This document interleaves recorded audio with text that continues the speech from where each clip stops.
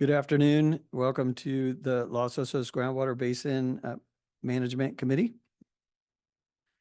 I'd like to start our meeting with a roll call. Director Gibson? Here. Director Reinecke? Here. Chair Zimmer? Here. Okay. I'll note that Director Cesena is not currently present.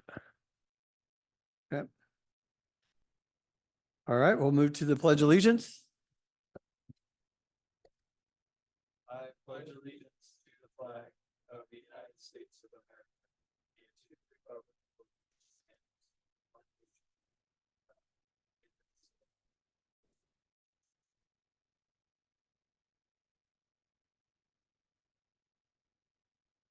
Okay, moving right along to item 4, board member comments. Are there any comments from the board?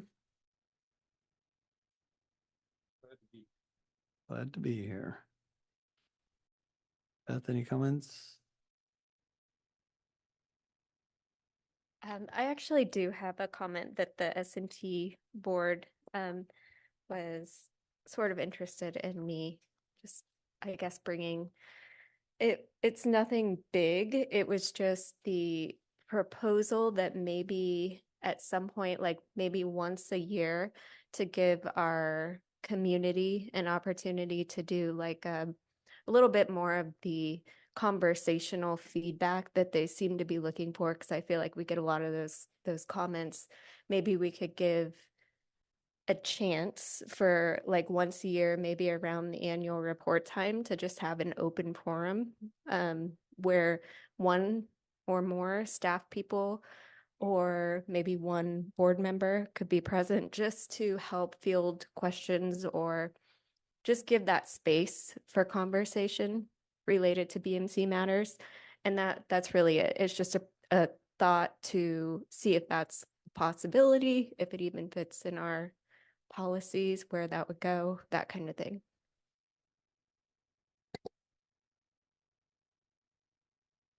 Okay. Yeah, I mean, that's something we can talk about at a staff level and evaluate further. Yeah, and I guess I just we have the open comment period, so that dialogue, those questions could come there, but I guess what I'm envisioning you're asking is that it be like a less formal type atmosphere where it's more of a back and forth kind of a dialogue. Is that? That's correct. Yeah. And I think a better way to call it, so this is like a board meeting, more like a workshop, like an annual workshop where we can engage the community and other stakeholders just to find out where people are at, how their interest in the Basin Management Committee and our activities is going, how they're viewing our projects, and if they have any ideas. I mean, we do have people in the community that have some background in water, groundwater, that kind of thing. And maybe they might want to come and provide comments or give ideas. Yeah.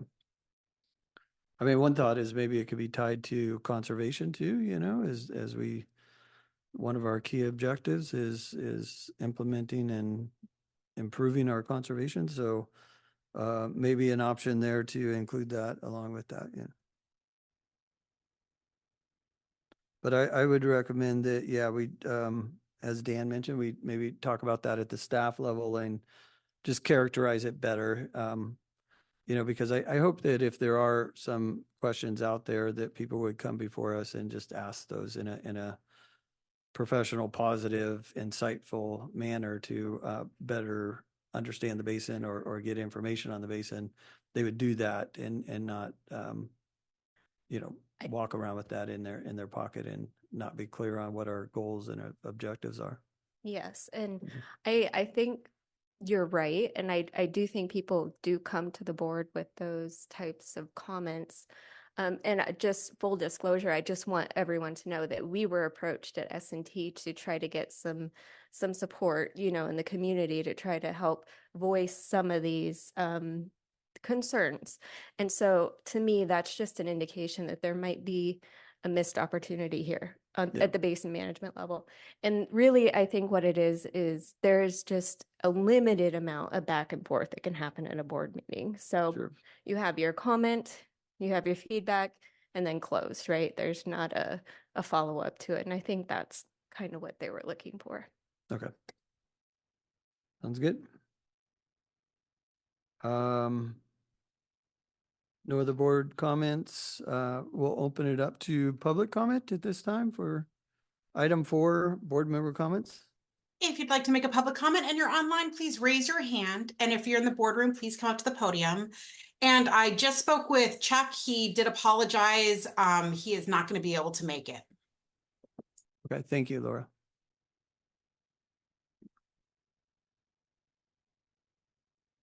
Okay, we have one comment here in the boardroom.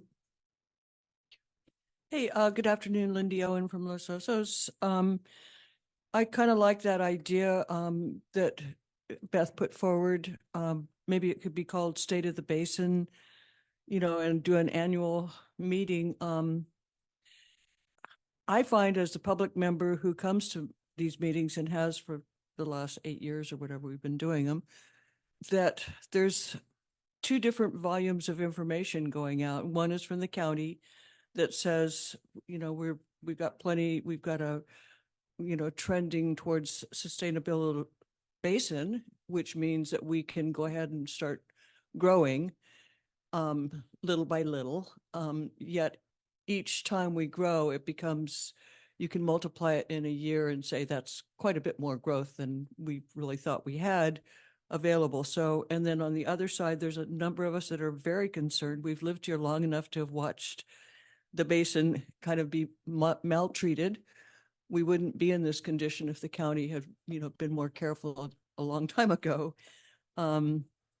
So I would encourage that would be a good discussion for the community. And there are a lot of really smart people in this community that would love to be included in problem solving. And I think we're here to problem solve.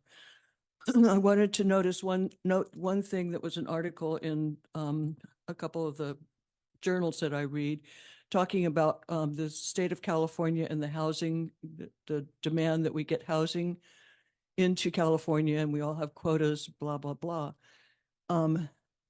First, it doesn't talk about sustainable building, which is a failure because you don't force yourself to put things where it's going to cause a problem later. And secondly, it talks about how there's no low income or affordable or even medium income housing being approved or moved forward. We are basically getting those that can afford mansions to take the growth that we are allowing. So that's a big concern for me. This community used to be the low income community. We had housing, we had lots of people that were working class and students. That's all been pushed away now. We don't have affordability and we're not looking at the future and the need. So anyway, my 2 thoughts, thanks. Thank you. There is no public comment online. Okay, I'm sorry. We have one more comment. Sorry, in the Becky. board. That's okay. That's okay. I won't just sit there and cry or anything. Good afternoon, everyone. I'm Becky McFarland, and happy 66th birthday to me and 16 years of cancer survivorship to me today. And I brought some cupcakes. Everyone's welcome to have one. We can get terse with our words or whatever here, but I don't think anybody here holds any ill wishes for any person in this room. And I hope that's clear, but there's important things we talk about and there's some big differences in opinion and we need to stand up for that. I love the idea of having more public involvement. My friends on a water board up in Monterey, they actually have public members on their board at these meetings because we have people not feeling represented that have private wells. There should be some public members on that. And 2, when I first started coming here, it's like, don't ask questions. It's only comments. Well, I appreciate that questions are much more allowed. And I do appreciate, Mark, you're great about public comment and allowing us to, maybe step over the line a little bit and ask a question. But there isn't that follow-up that we can ask. Excuse me, I had COVID and with the mask on, it's a little hard to breathe. But as a lover of words, I enjoy adding new phrases to my vocabulary. And from this week's national news, from a judge in Georgia, I learned a great new phrase. is called The Odor of Mendacity. And I immediately thought of how apropos that was to statements coming out of our county and others, such as trending towards sustainability, and we are not in overdraft. We saw it again in the New Times article, Nicole Ellis saying, maintain that the Los Osos groundwater basin isn't an overdraft.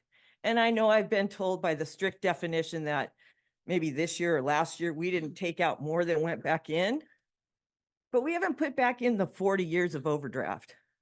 So we are in overdraft. And I could go through the overdraft, overdrafting, overdrafted, but we're in overdraft. So let's get rid of this mendacity, the stench of it. For my birthday, I'm going to blow out my candle tonight and wish that we only have truth coming out of our county and out of reports about our basin. You know, we know it's not going to be 2050 until we're at sustainability. So why are we, I know why we are. The county needs money, we need housing, but the truth is we don't have the resources for that now. Let's get those. I'd love to work on a project to get those resources fixed. But let's, you know, cut the mendacity and tell the truth. Thank you. Thank you. We have no further comment in the boardroom. And there's none online, correct, Laura? That's correct. Okay, thank you. Okay. We're going to move on to item 5. Special presentation. We have no special presentation today, so I believe that since that item's vacant, we don't even need to have a public comment on it. So we're going to move right through that item. We'll move to item 6, the consent agenda. We have 2 items on consent, the 2023-24 budget update and invoice register, and then approval of the minutes from January 17, 2024 BMC meeting. Yeah, thanks, Mark. Yeah, you may wonder why we leave item 5 on every agenda, even though we rarely have special presentations. The primary reason is it keeps me out of trouble from misnumbering things in the agenda packet. So that's, in case you were curious, that's why it's typically there. But yeah, happy to talk about item 6, the consent agenda for this BMC meeting. We've got what I would consider some new items in the consent agenda, some pretty exciting items, at least from a BMC administrative perspective. And so I'll walk through those. So the first thing we have is the calendar year 2023 budget register. And, you know, I guess depending on your perspective, it's either a good or a bad thing, but we utilized and spent most of our budget that we had for calendar year 2023. And I like to see that as a positive thing, meaning that we got a lot done in 2023, including construction of the Skyline monitoring well, which was our big ticket item for that year. So that closes out the calendar year 2023 budget with a remainder of $31,000. And then could I ask right there? I mean, I'm looking at attachment 1. And it indicates January 23 to current date. That's on page 4 of 33. And I'm trying to make sure that I understand that was the end of 23, the end of that calendar year budget, right? And that what we see in the attachment 2 is the invoice register again through the end of 23. Is that what I'm reading? It just, the current date just doesn't seem quite right. Yeah, that's probably not the best and clearest nomenclature terminology. It does, this invoice register and warrant list does represent the cost for activities that occurred within 2023. Sometimes the invoices lag, and so we don't have a full accounting till several months into the following year. But yeah, we could change that, and that would be that it really represents a cost summary from January 2023 to December 31st, 2023. And then as you charged against the 23 budget. correct. Okay. Yes. Yeah. And then, as I think many of the BMC board members and hopefully the public will recall, at our last meeting in 2023, we got approval to implement a new BMC accounting and invoicing procedure. And just for everybody's recollection, historically, we would receive invoices for services, and then those invoices would be sent out to each individual party for their payment, and then those invoices wouldn't be paid until each of the BMC parties had submitted their payments. And it was a lengthy, laborious process that, typically took 4 to 5 months to process and pay invoices. And so now the process is at the beginning of the calendar year, the BMC invoices the individual parties for their entire agreed upon contribution for that calendar year. The BMC parties pay those invoices up front. Those invoices go into a dedicated BMC bank account, and then those funds are used to pay expenses as they come in throughout the calendar year. And because of that change in procedures, we've got a little bit of a different reporting system for you. So we have an accountant supporting on this.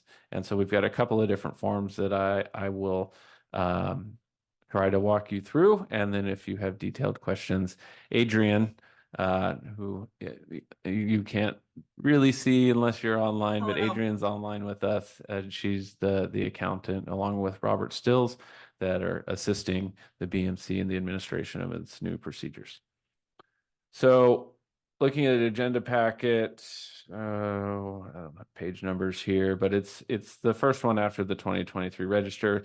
This is the balance sheet. This is a report that outlines all the assets that the BMC has, as well as any outstanding short-term liabilities, or in the BMC's case, in this case, these are likely unpaid invoices.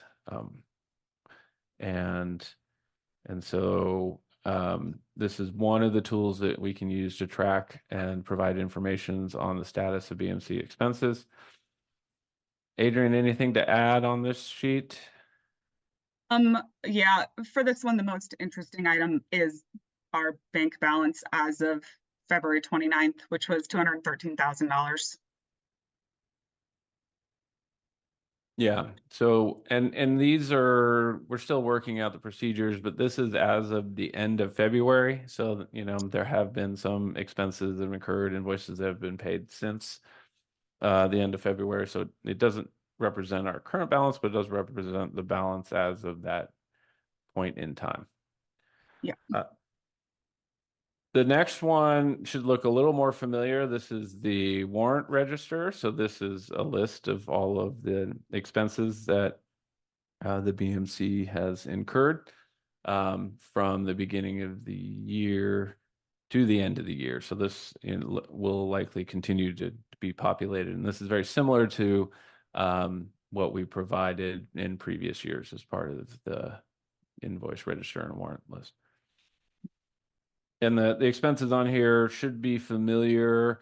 The executive director services, the hydrogeologic support services. Some new expenses you're seeing are Robert Silt CPA, that's the BMC accounting services that were approved as part of the 2024 budget. Additionally, we had an additional expense to buy checks. Turns out you need checks to be able to pay invoices. So there's the $357 expense for checks. And then the Streamline software is the website costs.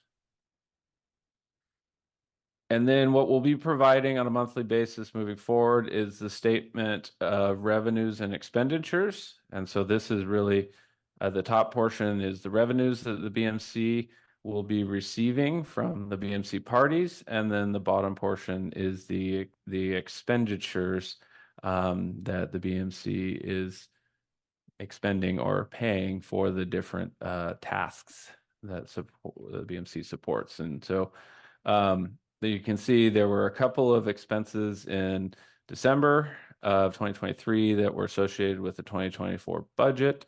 And so that's why we provided that sheet so we can provide a full record for 2024. And then we have February, where we had additional expenses that were incurred at that time.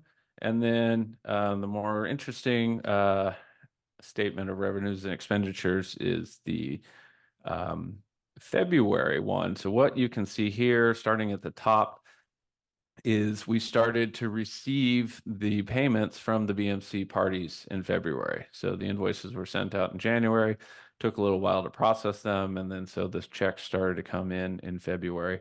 And as of the end of February, you can see that Golden State had paid its full balance, S&T Mutual had paid its balance, and the CSD had paid 50% of its balance, and the county's payment was still outstanding. Happy to report that as of now, as of today, the county's payment has been received, and the CSD payment, likely the remainder of their payment will be coming in the next month or two as they get reimbursed for the costs that they've fronted for BMC activities. I thought it was an interesting indicator of how quickly different types of organizations can move. Let's just say the private company in Golden State was the first to be able to process the payment, and then the smallest organization, S&T, was the second. The CSD is kind of that intermediate size, was the third, and then the county was the last organization to be able to process payment. So. Yes. And then at the bottom part, you're seeing the expenditures. So we've as of the end of February, we have expenditures for website hosting, accounting services, BMC facilitation, and then hydrogeologic services. So I'll stop there and see if there are any questions from the board about the new reporting reports for the new bank account system. I appreciate you walking us through it. It makes perfect sense now. It's nice to see that the net revenue over expenditures reconciles with the checking account balance as of the end of February. So all good.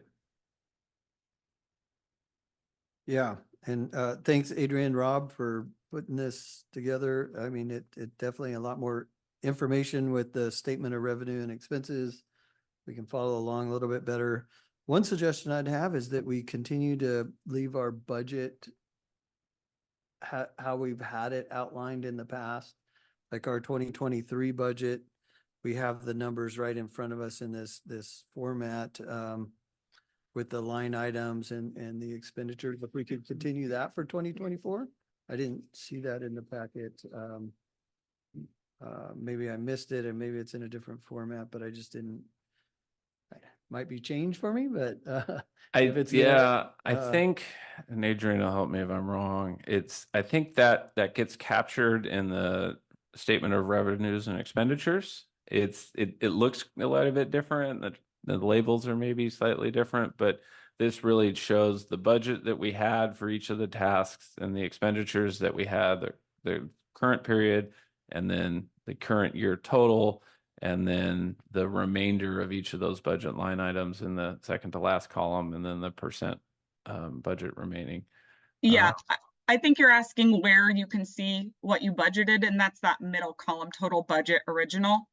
And then to the left there is what we've actually spent. To the right is saying how much is remaining against our budget. I think that is what you were asking about.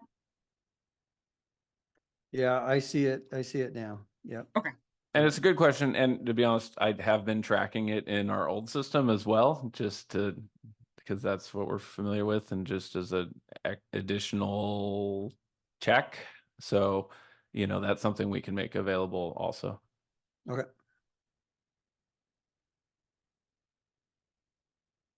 Okay. Any other- The one thing that I wanted to point out is we did have two expenditures that we paid with this new way that do apply to 2023.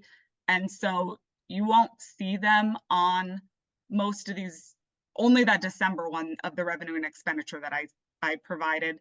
The January, February, because your fiscal year is the calendar year. And so the two expenditures that were from last year were $875 for accounting and $2,335 for the annual report.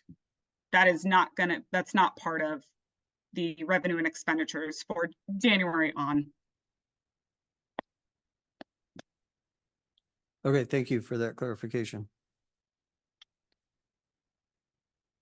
Okay, we'll go ahead and open it to public, or no, we don't have to. Sorry. Well, It's on consent, yeah. Do we, any comments or questions, I guess, on the minutes?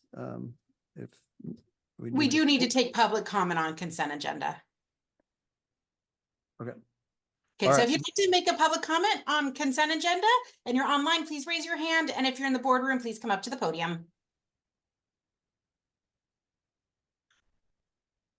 There is no public comment online.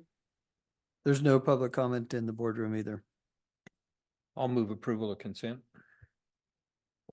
I'll second. Okay. We have a motion?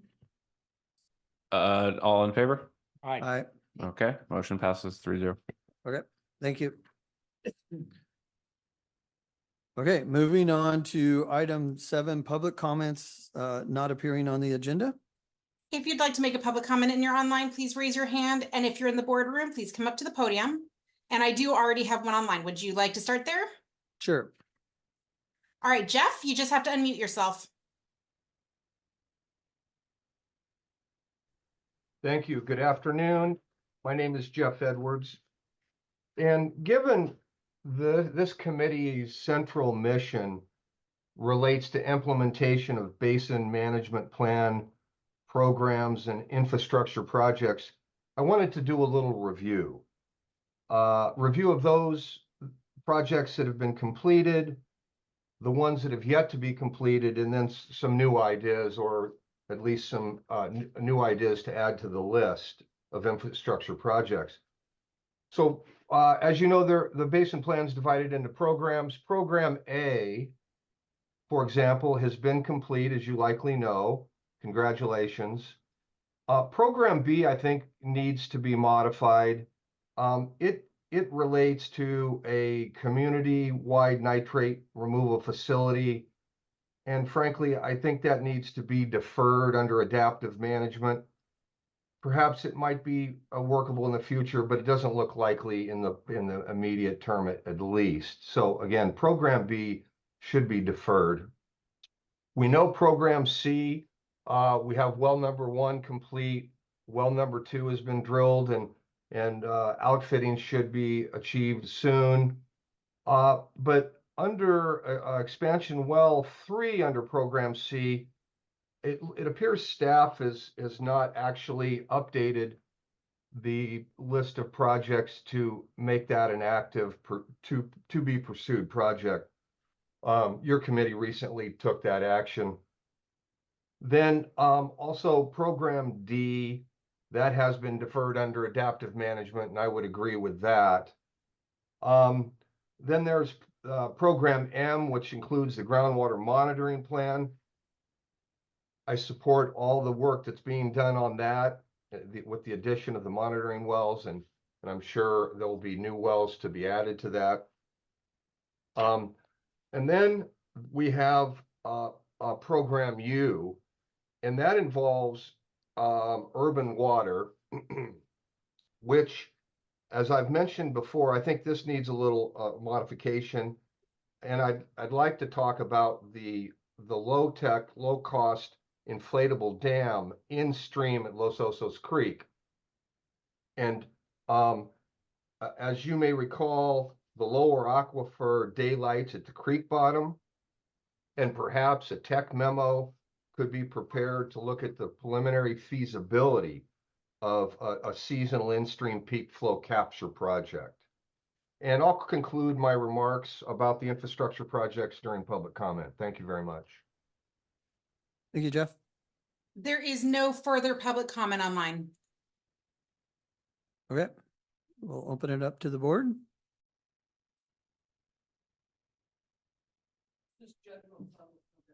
Yes, correct. Items not on the agenda. I was thinking that's what the last one was. Anyway, I wanted to, Becky McFarland again, I wanted to talk a little bit more about getting the public involved here. You know, last week was National Groundwater Week and Groundwater Week in California. That may be a good time to be doing something in our town. And I've offered multiple times to help with something like that. I'm an educator, you know, environmental education, science education, and a lot more educating needs to happen. And in a fun way, let's get people involved. Let's, you know, they need to know that their water supply is limited, and we have conserved and conserved. What were we at? 150 gallons per person back in 85, somewhere around there when I first moved here. 150 per person. So we've really reduced that. And that's wonderful. You know, lots of xeriscaping in yards. Those things are happening. But we have a lot of new people that have moved to town. I mean, we have a new guy advertising for pool maintenance and pool building and whatever. And it's like, how do we get the information out that if you're moving here, you know, a pool, I guess you can get a permit for a pool here. That might be something that needs to be looked at. Anyway, but back to the back and forth that I would like to see, there really isn't a time to ask questions, get an answer, and then say, but wait a minute, it says here, blah, blah, blah. Some of that happens at LOCAC, but basically Los Osos does not have a place to do that. And more of that might occur with public members on this board. I don't know if that has to go to the judge or whatever. I did want to say something about meeting with a DWR geologist last month. Very interesting woman to speak to, and she works on basins like this one. And we brought up that, you know, our water levels are going up, but some of that can be due to seawater. And I don't hear that being addressed here. I don't know, you know, I don't have enough knowledge to know how that's measured, but some of our water level that we are celebrating that it went up to 2 feet last year could be more seawater. And with sea level rise, that will be pushing that too. More of that will be coming in as we have sea level rise. So there's a lot of things that I feel like aren't dealt with in depth in what's discussed here and into the future. Also, just the bigger picture of the water situation in California and how we can't rely on the State Water Project. There's so many other people that are trying to pull water out of one place. And California, you know, things have changed. We're all old enough to have seen the change.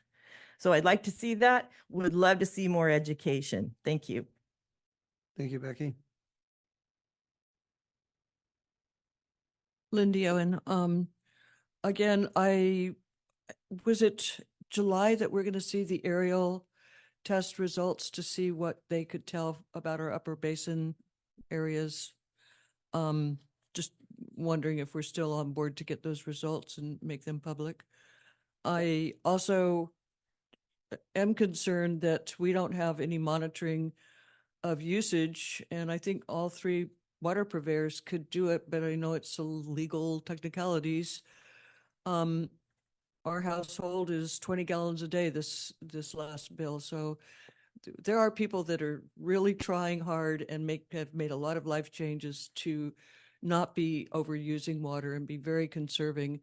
But at the same time, it doesn't make you feel good when you see waste and know the possibility that a new house going in, a new ADU, a new add-on, a lot of this is just adding more usage, and it's a fairness factor for a lot of us that have really fought for conservation efforts. And so until we have some way of checking to make sure that everybody's doing their best to try, you're going to see a lot of frustration about new growth or changing growth. It could be somebody that was careful before, but the new owners don't really care and they have all the money in the world. So, and last, I wanted to know if we'll be getting a purple pipe update.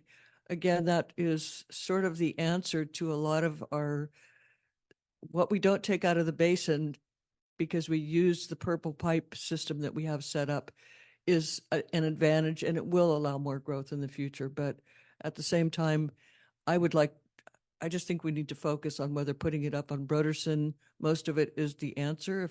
If it's still questionable, maybe we could take it off there and get it to the schools sooner or get it to the community. There are a lot of people that would like to access it, but there's no discussion. And it's been, what, 8, 9 years? Thank you. Thank you, Lindy. We have no further comment in the boardroom. Bring it back to the board for discussion. Dan, I don't know if you want to walk through any of those or if we have any board member comments on these, public comment. Yeah, just there were a couple of questions. One was about water levels rising and whether or not that's associated with sea level rise and everything rising. And it's a good question. I guess the counter that I would say, or not counter it, but to try to answer it, I would say that one of the things that is included in the annual report is estimated storage of fresh water within the basin. And so Cleith geologist goes through a detailed calculation where they try to calculate the total amount of fresh water in storage that's retained within the basin, and then can compare that to previous estimates. And they use water levels and water quality data and other hydrogeologic parameters in that estimate. And so if you look at those numbers in the last annual report, and we'll get an update in this annual report, the total amount of fresh water and storage in the basin has remained relatively stable over the last 5 years or so. So we've seen, I guess, meaning that we're not seeing that the amount of fresh water is decreasing associated with seawater intrusion.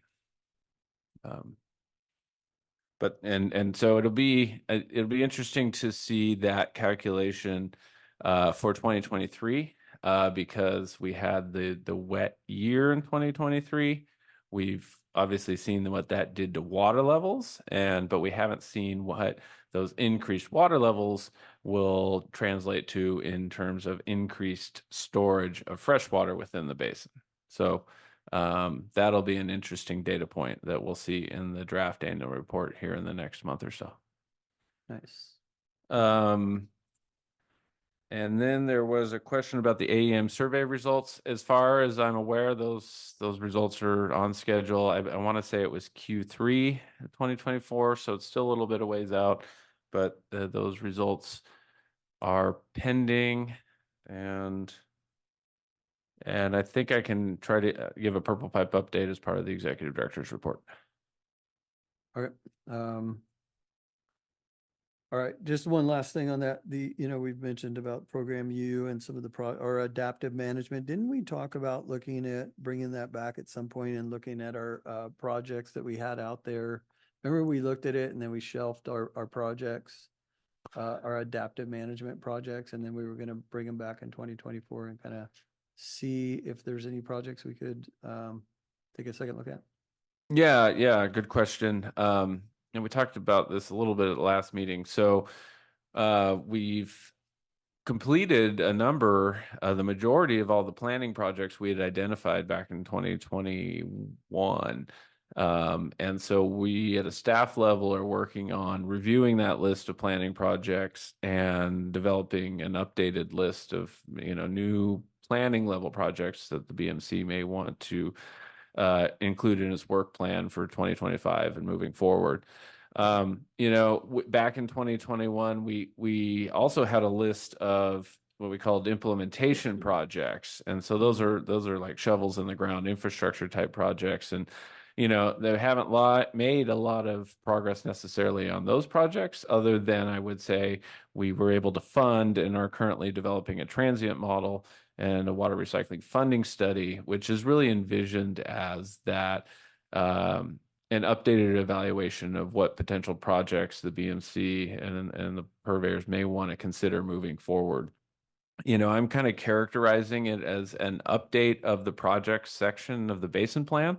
Mhm. You know, we did a comprehensive look at the projects back in 2015, came up with, you know, programs A, B, C, and D. And, you know, and that's what's been guiding our implementation of projects, you know, to date. And now with a new transient model and this water recycling funding study that'll look at different, not only recycled water opportunities, but also other supplemental supply opportunities, we can get a refresh on those recommendations and also use that information to help inform the BMC's future work plans. So really long way of saying, yes, that is something we're working on. Yeah. You know, just one comment I have about our projects and the basin plan. And, you know, we have to keep in mind that we had a funding mechanism tied to our basin plan that is not in place. So we see a lot of projects out there, and there may be other projects that are good projects too. It's good to have those in front of us, but at the end of the day, we got to figure out how to fund those, and we don't have that worked out. So the mechanism that was envisioned in the plan is not in place. And so, you know, having those projects, I think overall, we've done a really good job of the different agencies coming together, implementing projects that we can within our swim lanes and how we can manage and fund those projects to be in line with the basin. But the thought that we're going to be able to implement all the projects, it's going to take a funding mechanism for that to happen. So just want to keep that out there in everybody's mind. At the end of the day, we gotta have the money for these projects. Okay, we'll go ahead and close item 7. Oh, Beth, I'm sorry, didn't mean to cut you off. Sorry, I just have a few comments. Okay. So one, I guess you kind of addressed it a little bit, Dan, but I'm curious, and the fresh water. So you said, and this is just, I know you're off the cuff, quick interpretation, but so if we're stable over the last 5 years on our freshwater storage, yet we have consistently seen increases in our ground. In fact, that's our best metric, I would say.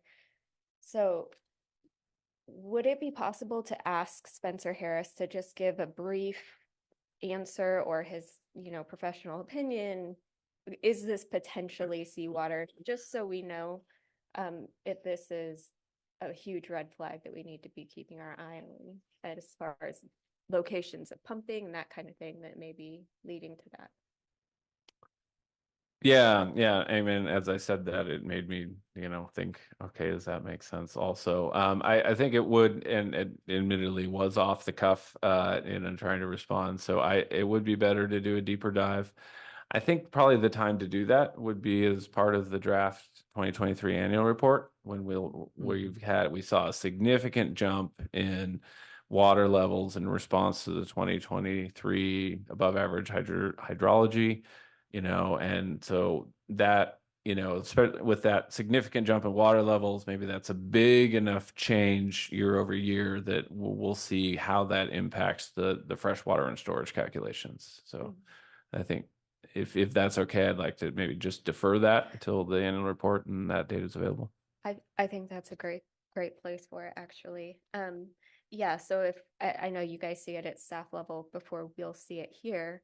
I mean, maybe that's something you can kind of put in the ear of anyone on the team that's putting that together, just to see if we can get that kind of included in the annual report. I mean, it is good news, right? We are getting more rain, so we are seeing more water, just to ensure that it's the right kind of water.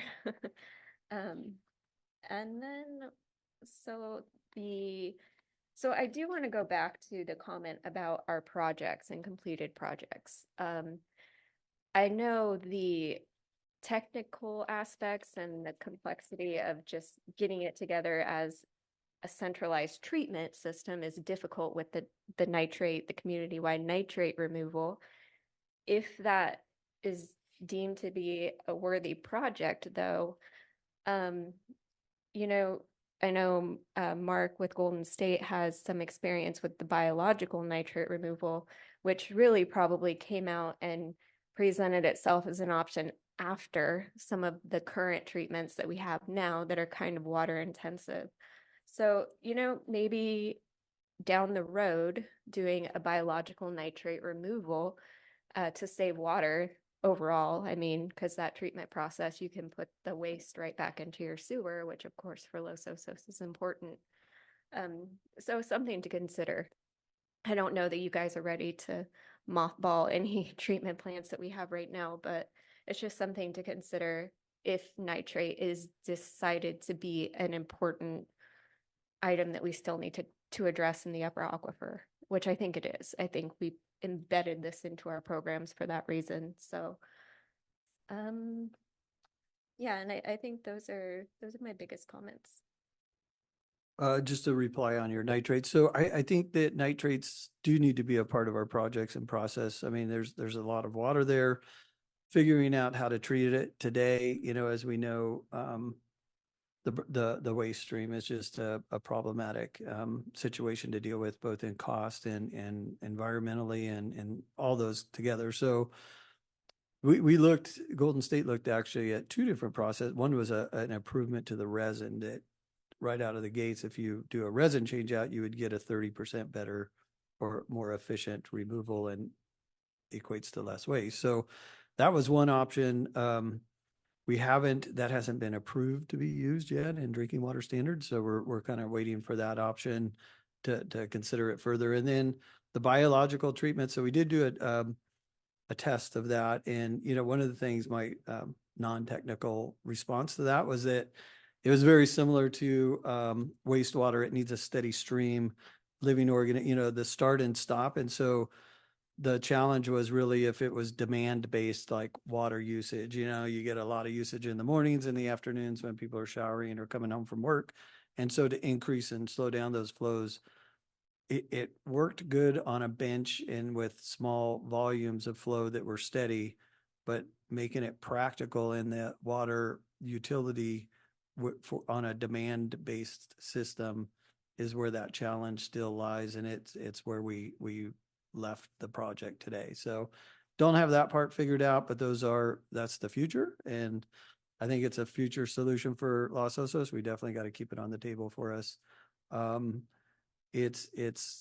do have the treatment plant at Rosina that has some capacity if that needed to be ramped up. We have to look at that. What does that look like, and what are the impacts and the cost, and how do we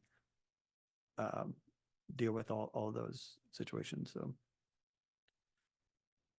sure. Okay.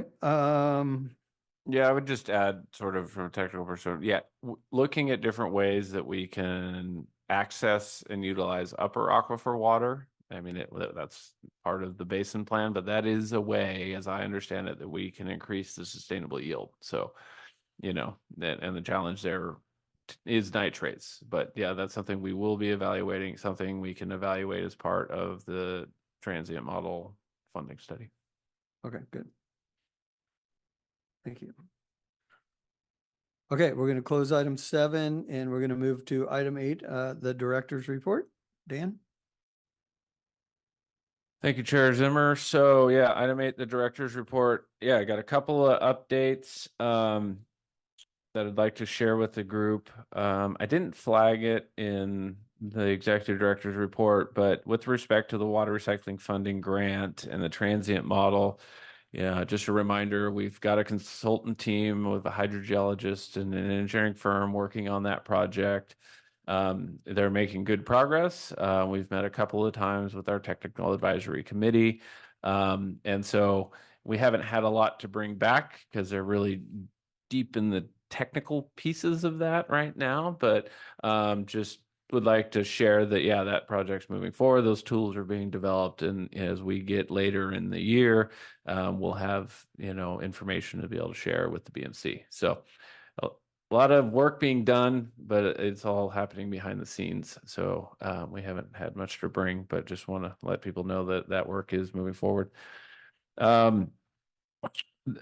did flag basin monitoring improvements. So in the work plan for this calendar year is it's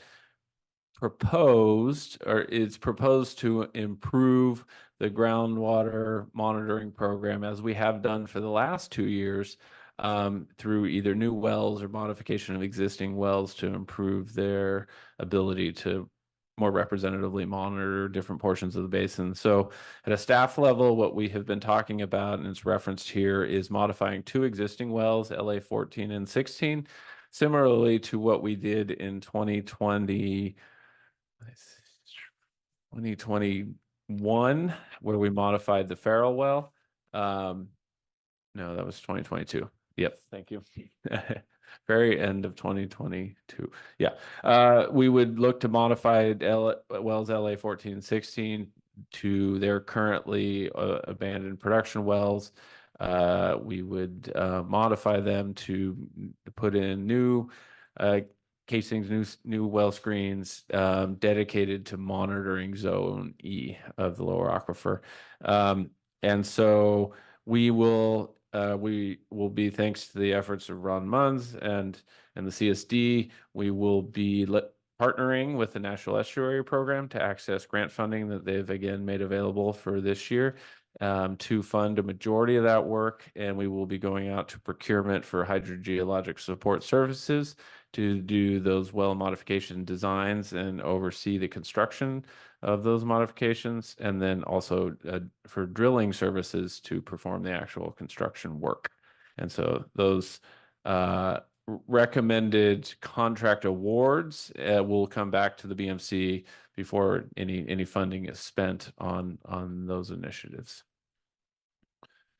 And with respect to the lower aquifer nitrate investigation, included in the updated agenda packet that was sent out, I want to say was on Monday, is an update from the Regional Water Quality Control Board staff on their status of investigation into the source of nitrates impacting water supply wells in western Los Osos Valley groundwater basin. And so that correspondence is included as an attachment to the executive director's report. And I'll just try to paraphrase it, that the regional board is continuing to work on identifying the source of nitrates in that area. It has determined that dedicated monitoring wells installed in the upper aquifer and in proximal to the impacted supply wells are needed to determinately identify the source of those nitrates, and that it is working with the County of San Luis Obispo to identify parties responsible and funding for the installation of those wells. And so that's the update from the regional board on that initiative. And jumping back a little bit, yeah, I guess we talked about this a little bit earlier, but the BMC initiative status update, again, we're going through that implementation plan exercise of trying to reevaluate all the different initiatives that we could consider, and then scoring, ranking, prioritizing those for the BMC's consideration for funding in 2025 and beyond. The Los Osos Retrofit to Build program. So on February 27th, the County Board of Supervisors updated the water offset program to reflect the results of the water offset study. There were some, those of you that attended or watched the meeting, there were some, let's call it last minute modifications made to accommodate some comments from the purveyors. And so those modifications were incorporated into the updated ordinances, and those ordinances become effective March 29th, 2024. Another update was related to the land use planning is that on February 15th, the U.S. Fish and Wildlife approved the habitat conservation plan and issued an incidental take permit to the County of San Luis Obispo, authorizing the take of Morro shoulder-bound snail that could result in covered activities in the community of Los Osos.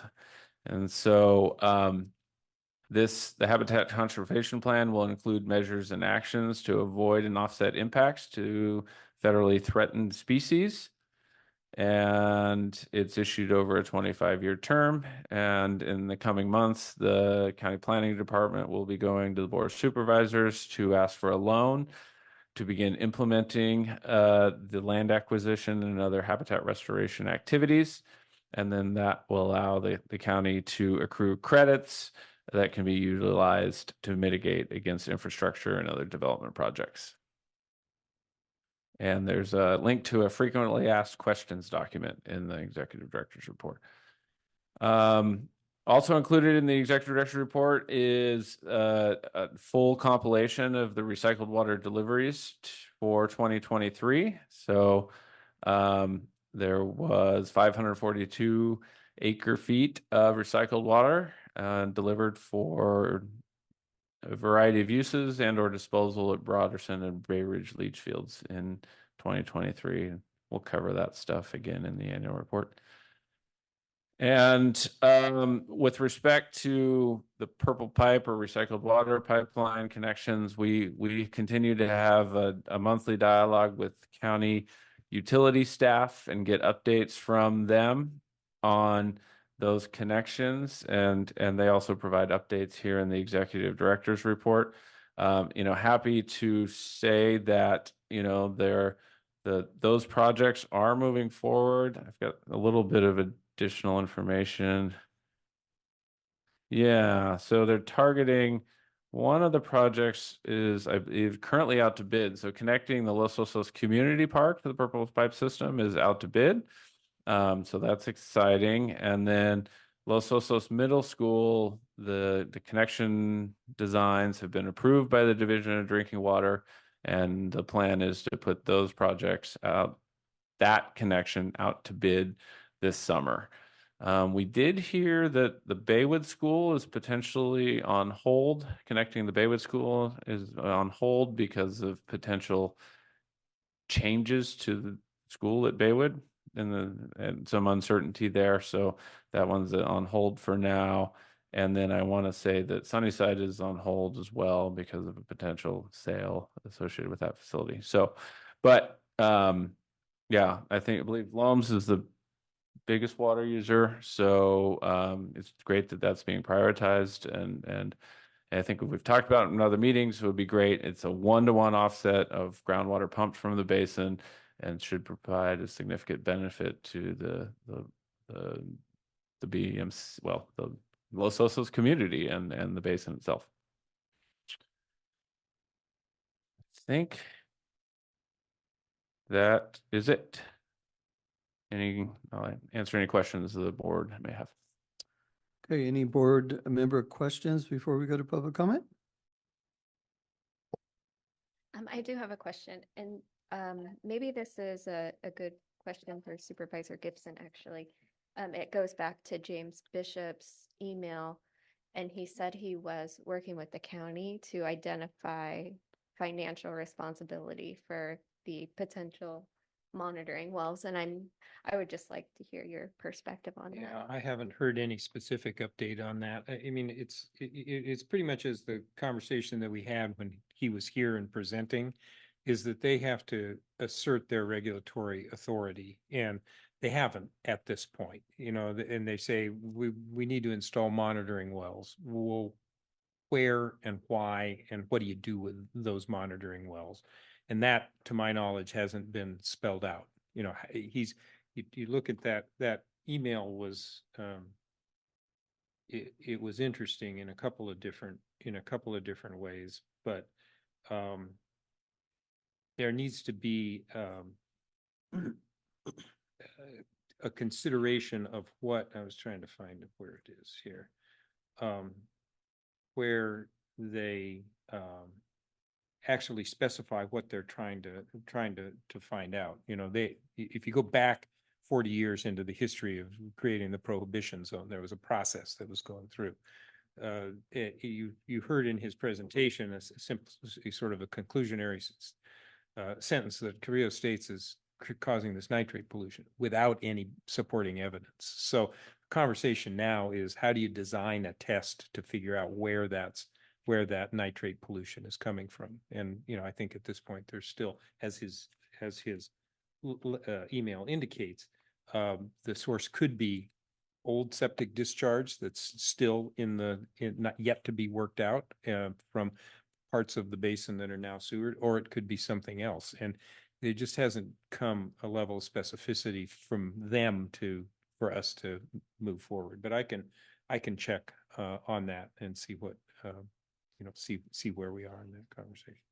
Yes, I would appreciate that, Supervisor Gibson, because I actually tend to get questions on that myself. And I think we've been dealing with that for so long that we would probably all like to have resolution one way or another. But just out of curiosity, so I mean, there's a couple things at play here.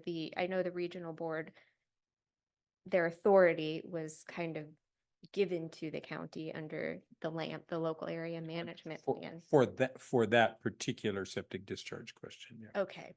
And Okay. For the LAMP is the local area management plan, Mhm. and that's a specific set of rules when a septic tank has to be either installed or repaired. Correct. Yeah. So that is specific to that septic system, presumably in an effort to reduce the various negative impacts of septic discharge. Sure. So I think in my mind, the big thing with the LAMP is that it highlights the Cabrillo Estates area is countywide. I mean, the number one most, I guess, At risk, hazardous. I think. Well, at risk is At risk. There's no, again, that it's at risk because of the geology, Mhm. but again, there's no assertion in the LAMP that it is actually creating Correct. Yeah. pollution. This is you could call it a precautionary approach on their part. Mhm. It's consistent with their regulatory authority, but that does not establish that they're actually polluting the groundwater. Okay. So that's good. I appreciate your perspective on that. My general question then on the whole matter is, do you see potentially then, given kind of the complexity from the regulatory side? I mean, the water board doesn't really have, authority in that particular area right now. I mean, they do in the bigger scheme of things, but really they gave it to the county. Do you think that if they were to say what we need here is monitoring wells to close the book on this, do you think that that's a direction the county could potentially move? Well, so let's separate the LAMP from this question of where the nitrate pollution comes from. Mhm. The LAMP is a forward-looking thing as to what should be the nature of a septic system. And this is a statewide mandate that's been handed down from the state board in a AB 898, 989, I can't remember it, 885. So it was a bit of legislation that said that we need to up our game overall in septic discharge in preventing the likelihood of negative effects occurring for septic discharge. And so then it took years to get regulation put together, and they came up with this concept of the LAMP. And the LAMP is a local option. It's really just an option that the county gladly took on, because if we didn't develop a LAMP, then each and every septic tank would be under the regulation of the Regional Water Quality Control Board. And they would make the determination of what kind of infrastructure in that septic system. So in an effort to make it easier for our residents, the county said, yes, we'll do a local area management plan. Took us a great deal of time to negotiate with the regional board to establish the parameters of what does a septic system look like, and under what circumstances do you have to do more than the traditional septic system of a tank and a leach field. And so that again, any of that does not imply in any way that any given septic tank is actually polluting the groundwater. So jump to the regional board's defined authority. under their mandate to protect pollution, when they identify pollution in the groundwater of California, they have the authority to act. Putting in monitoring wells, the question is who's responsible for that? And the county, I don't want to speak in detail for the county, but it's not necessary that the county is simply on the hook for putting those monitoring wells in. It's certainly not necessarily on the hook if we don't understand exactly what is going to be done with the information that is pulled from those monitoring wells. I mean, it's one thing to put a monitoring well in, but if there's not an overall approach, a program to use that data to define the source of this nitrate pollution, then why are we doing it? That would be the question I would ask.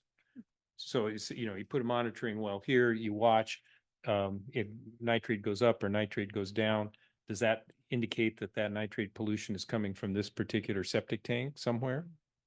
Not necessarily.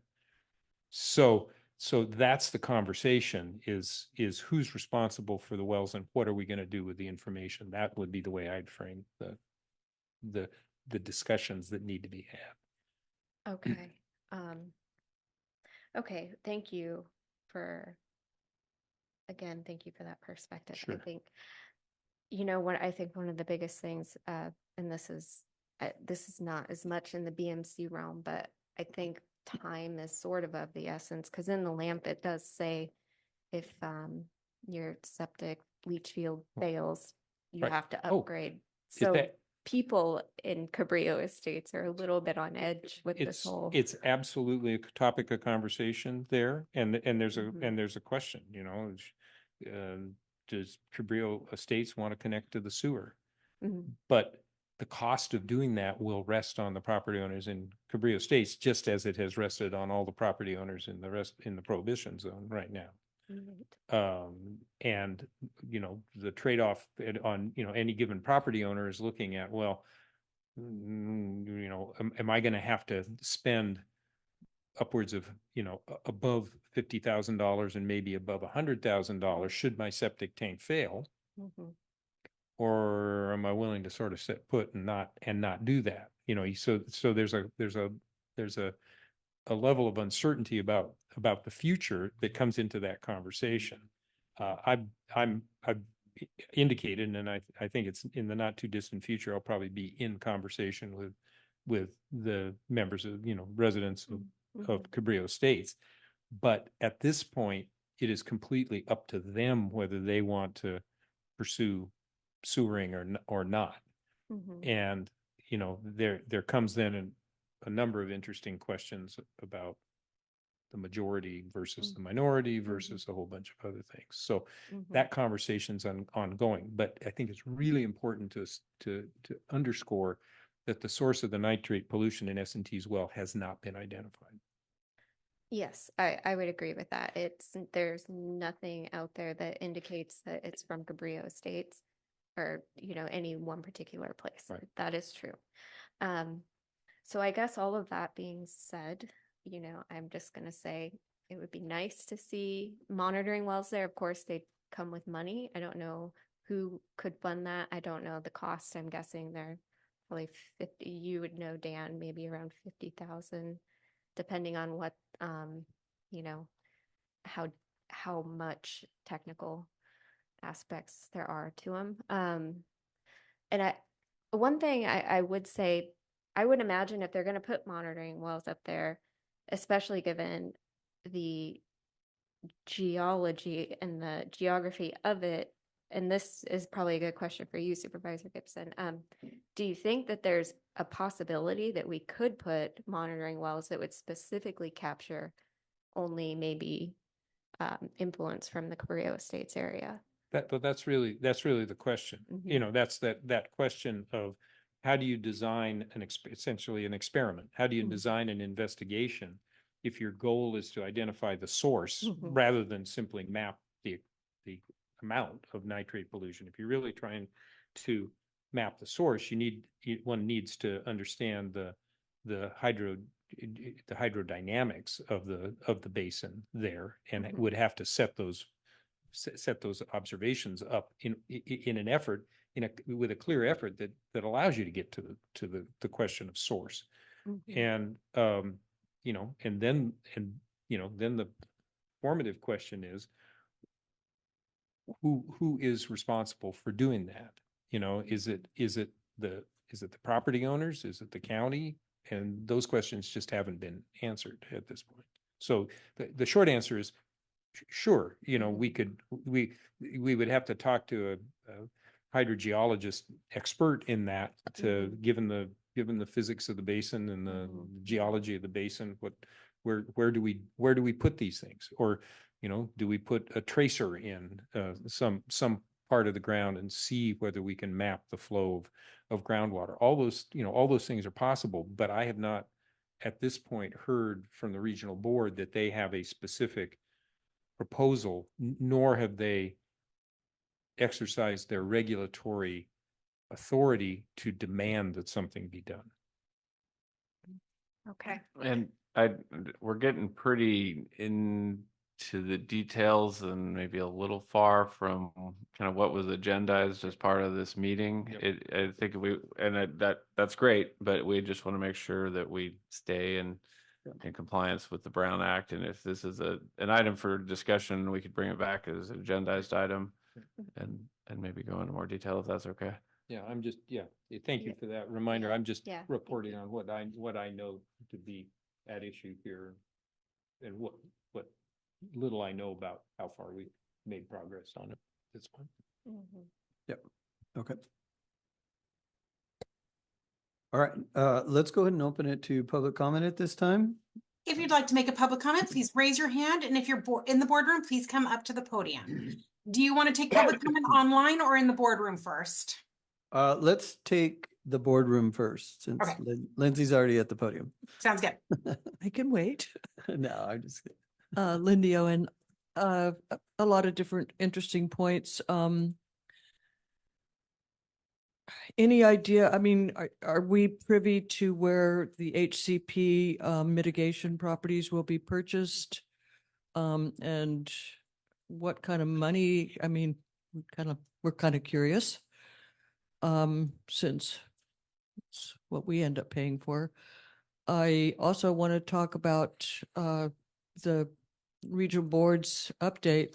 I mean, the way that we originally deduced that septic tanks were causing pollution was by putting dye into them, I believe, and that was how we traced where some of the pollutants were coming from septic tanks. So that's old technology and it's pretty simple. So I see that this, I mean, S&T is losing its water supply while we sit and twiddle thumbs and talk about how the regional board's still thinking about it. So this is kind of urgency, and I don't understand why we don't make this a priority and get it resolved. Two things: the people that live in Cabrillo Estates are facing $20,000 to $50,000 when their septic tank fails.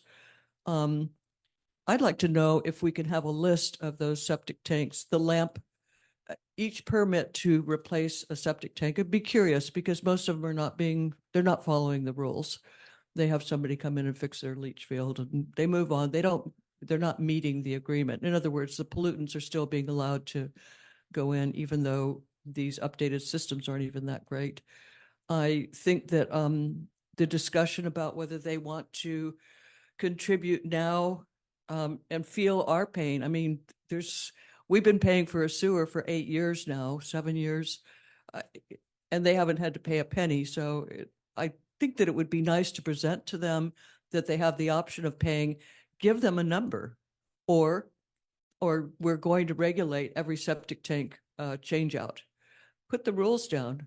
They're meanwhile polluting. The whole reason that we all had to get a sewer.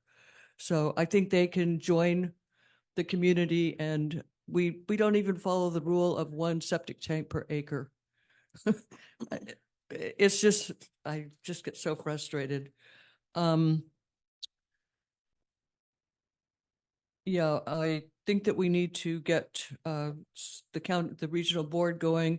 it doesn't matter where the pollutants are coming from in the end, unless you want to just, pretend like maybe they jump out of bushes and get into the Cabrillo leach fields, because that's kind of where they're coming from. The sooner we fix it, the better chance we have at not having an excess nitrates. Thank you. Thank you, Lindy. Becky McFarland. Thank you, Dan, for the report. I enjoy coming to these meetings because I do learn things. This whole thing is just so big. And when we started talking about Cabrillo Estates, I've been here since 1985, and it's hard to not get angry over the dumb things that were done way back when. I mean, why the entire town was not sewered. There's places all over the country where they sewer things like 5 acres and whatever, because the people care about their water. They don't want the nitrates. We haven't brought up the horses, and I love horses, but we have ag, we have all of these things that contribute to the nitrate problem here, and nitrates are a problem. We need to get rid of them. And yeah, if we can find a way to pull that stuff out of there, it'd be great. And so I appreciate that discussion, no matter how long it went. I mean, I'm sitting there going, wow, this is really interesting. Also, James Bishop, again, one of his specialties is these on-site wastewater treatment things. And he says that 30% of the nitrates still come out of those new systems. Why are we allowing any kind of new septic system on this basin with nitrate pollutions closer to double than what they're supposed to be? I say no, don't let them put any more nitrates in. That should be a no-brainer. We have the time right now to not make stupid mistakes like back in the 80s and the 70s when, the 1,240 new homes were put in here on an already overdrafted basin with nitrate problems. So let's do the right thing. Wow, would that be great to be an example for the country or our state? This city, this whatever we are, village, actually stood up and did the right thing. They protected water, which is a health issue for us. Nitrates are not good things. So I encourage all of you guys, let's rally the troops and let's get this done and take care of our water. Thank you. We have no further comment in the board. Perfect. It says LOCAC CAC, you're able to speak. Oh, actually, this is Deborah Howe. I'm going to rename myself. That would not be, I'm not representing LOCAC. I'm representing myself as a resident of Cabrillo Estates. And this is a very interesting conversation about the septic and the lamp. There is a lot of conversation up here about lamp. People are concerned about the cost involved with lamp. A system by itself costs $60,000. That doesn't include hiring an engineer to design the system. Each system has to be designed individually depending on your house and the layout. You have to remove your existing system. You have to tear up hardscape and landscape. It could easily be $100,000 to replace an old system like mine, which is over 50 years old. We're all in the same boat up here. We're looking for options. We're continuing our conversation with experts. There are people who are very interested in exploring the sewer option, and we'd like to know more about what that would be, how that would look. Really kind of makes more sense to do something where we pay over time than having to pay $100,000 right out of our pocket. I expect this conversation will continue, but just at the end of the day, we know what it means to kick the can down the road. A study monitoring wells, they don't provide a solution. So it just makes sense to find a complete solution. And as some of the people up here say, let's do one and done. That's the end of my comment. All right, Jeff, you just have to unmute yourself. Thank you again. My name is Jeff Edwards, and I want to take just a minute to express my complete disenchantment with the incessant whining by S&T Mutual. They play the victim card at every meeting. Their representatives attempt to make every case why they are victims and why somebody else should pay for their problems. Well, they are victims of their own devices. As a very small mutual water company, they can no longer operate effectively, and they need to consider consolidation. I'm kind of over the approximately hour long addition to meetings they create with their cross-examination style questions. These meetings could be a lot Jeff, more productive. Jeff, I'm gonna interrupt you right now. I think you made your point and there's Well, no more okay, going on about I'll be that right happy now, to okay? shift gears I know, here. but I hear what No you're problem. saying. I'm just not gonna let you keep making that derogatory Well, statement towards let's S&P see, right now. your board ought to consider some options. So with that said, I'd also like to take considerable exception to the staff report or your ED's report.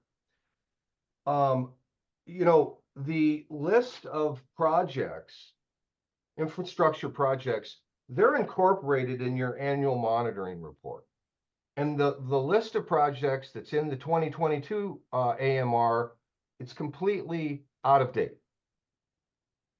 You need to update the infrastructure list now. There's no reason to wait for this water recycling funding study. Let's keep it simple. We need a program C #3 well, continued monitoring, continued conservation. That's about it. We don't need funding for anything. When the state water project comes around, that will be funded separately by purveyors. So I think it's imperative that the list gets updated as soon as possible, not later in the year. It should be updated for next meeting. This is not rocket science. We don't need ranking. We've done that before. It's the same old stuff. In terms of water recycling, remember, we don't have a lot of water to recycle. And as far as the schools are concerned, and I'll close with this, Mr. Chairman, the purple pipe is a joke to the schools. Between the middle school and the park, it's less than 10 acre-feet per year, a drop in the bucket. The cost benefit, the cost so much exceeds the benefit, it's unbelievable. And it's really, the only reason we're doing it is we got federal money under the, Okay. yeah. All right. Sounds good. Thank you, Jeff. Yeah, my pleasure. We have that comment too. Good. All right. There is no further online public comment. Okay, we'll bring it back to the board for discussion here. So, regarding the letter and such, Supervisor Gibson, I appreciate your response and taking the time to clearly lay out the county's role and lane and expectations, because I think it is in line with what I would perceive as, you have to have an understanding. I mean, we all want it to go away. We want it fixed. But once again, there's a problem there. We have to have a solution to that problem. And then you have to have the funding mechanism. And, the comment by Deborah regarding Rodman residents is that it sounds like there is a group of them that may be willing to put some money towards this first investigation to understand how do you identify the source. And then if there's contribution from S&T that is really impacted by their well and to the degree that they're at. So I appreciate that conversation. It did go on a lot longer than I anticipated. But I think it was well discussed, and I appreciate that dialogue back and forth. One of the things going to the report too is just we have, Dan, I think you mentioned about these monitoring wells that you're planning to do. I see that there's a line item in the budget. I think it's item the way it's labeled item 6,000, there's a $70,000 for basin monitoring. Is that where, so with these monitoring wells that you're proposing improvements, we have a grant funding from NEP. Thank you, LLCSD, for doing that, making that happen and working with that relationship. And then I think we're going to have some contribution on our own, and that contribution will come from our 2024 budget. That line item is the one that's earmarked for our contribution. Is that correct? Yeah, that is correct. I'm trying to pull up the approved budget from the December 6th meeting, just so I make sure that I get this correct. Yeah, that chart that we had for 2023 makes it real easy to find those items. Yeah. So in the 2024 budget, there was $70,000 dollars approved for groundwater monitoring program improvements, and that's the BMC's portion of the funding for monitoring improvements. The National Estuary Program additionally has $75,000 in grant funding that they will make available to the BMC to fund improvements as well. The latest budget estimates that we have for the two improvements are probably somewhere around combined $70,000. So, but there are some there's hydrogeologic support costs. There's some engineering support costs to prepare the bid packages for LLCSD to put out. So we anticipate that we have sufficient budget. Likely we'll need to utilize the full National Estuary Fund portion, and then likely a portion of the BMC funding to complete what is currently envisioned as the recommendations for improving the monitoring program, LA 14 and 16. Okay, thank you. So next meeting, you're going to come back with those, or you're going to discuss it with staff? Well, yeah, so we have been Okay. discussing it with staff. I think that the next steps are to solicit the hydrogeos. And so the next step for the BMC would be review and approval or consideration for approval of the recommended hydrogeologic consultant. Yep, thank you. Okay, no other discussions. We will now move on to our, we have an action item, 9A, Los Osos Agricultural Water Demand Estimate Methodology Comparison Technical Memorandum. Yes, thank you, Chair Zimmer. So yeah, we have included in your agenda packet a technical memorandum that looked at two different methodologies for estimating ag water demand. And I'll just say it's fairly technical in nature. I think you might need to have a PhD to understand it. And that's why I've asked Blaine Reilly from the county to help walk us through that technical memorandum. And we can have a discussion at the end. I mean, all in all, I think there's a number of great technologies out there. There may be an opportunity to combine different approaches to improve our methodology. And so we wanted to bring this information for the BMC's consideration. No formal action being requested today. The ag demand estimates that will be included in the 2023 annual monitoring report will be the same methodology as they have been previously, but something for us to consider potentially changing in the future. That'll turn over to Blaine. Great, thanks, Dan.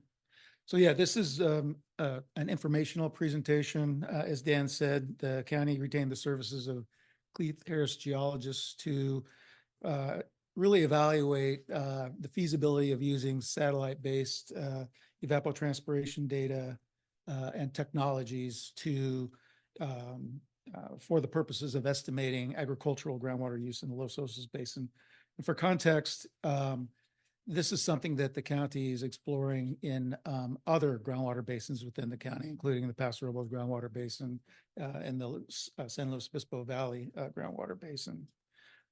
So with that, I'm going to give you a little bit of an overview of what the methodology, what the technology is, and then discuss the results of the Cleith Harris technical memorandum and investigation. Okay, next slide. Okay, so I'm going to go through this somewhat quickly, but basically there's different approaches that can be used to estimate agricultural water use, and you can consider it in two categories. One, measuring applied water, so water that is actually applied to the crops. The most common methodology for measuring applied water is through meters, typically water meters. It can also be estimated using the electric meters as a proxy for that. And then the other methodology is to measure or estimate the water consumed by the crop. So the consumed water, there's generally two approaches to that. One is applying land use, looking at what crops are out there, looking at crop type, applying a crop coefficient, and estimating empirically what that usage is. That's the methodology that has been used prior to this and is currently being used. The other approach is using remote sensing data, satellite-based data. That technology has been around now for decades. It really has being refined and is now being used quite commonly for the purposes of estimating agricultural groundwater use in the state. Next slide. So again, there's two ways to measure to measure agricultural water use. One is to measure the amount applied, that's with meters, and then the other is to measure the amount that is consumed by the plant and the agricultural field, and that can be done through use of evapotranspiration data. Next slide. So what's happening in the state? The red is groundwater basins that are currently being metered to estimate agricultural water use. And then green are, and this data is about a year old. So the other is, the green are basins that are using satellite-based ET for the purposes of estimating agricultural water use. So you can see how it's spread around the state. Next slide. So meters, I think everyone in this room is probably pretty familiar with how a meter works, but basically it's a mechanical measurement of the amount of flow, mechanical, or it can be magnetic measurement of the amount of flow through a pipe or being discharged from a pump. Very common, in fact, for the purposes of urban water use and measurement of urban water use. Next slide. The other approach that we're going to talk about today is using evapotranspiration to estimate the amount of water consumed by the crop. It's a net measurement. So, and I'll explain a little bit more about what that means in a minute. It's best estimated if it is ground truth. So satellite, in a minute, we're going to look at a video that'll give you more information than you want to hear from me. But it's a remote sense data. It's coming from satellites, measured from satellites. And it can be used to estimate crop evapotranspiration, reference crop evapotranspiration, and then the net amount of water being consumed by the crops. Next slide. So this is about a 3-minute video. It's going to describe what ET is a little more eloquently than I think I can. So if you'll bear with me, I think, let's see if it works.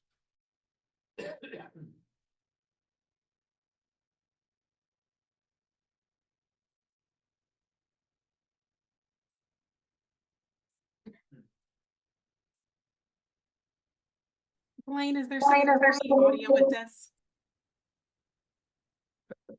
ET is happening. ET is short.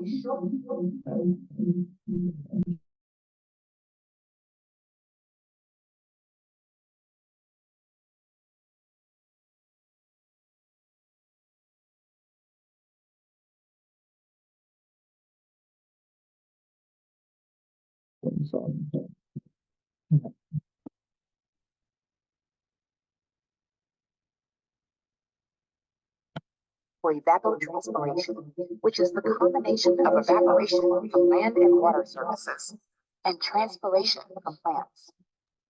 It is how water returns to the atmosphere and can be thought of as the opposite of precipitation. I don't know that that's the order. I was trying to go fancy for a second. Sorry, we should have tried the audio.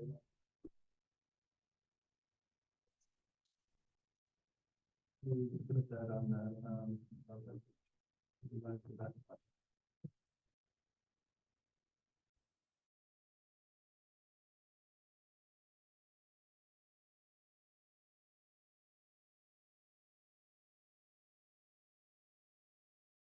Copy of the presentation on the BMC's website for people to access after the meeting.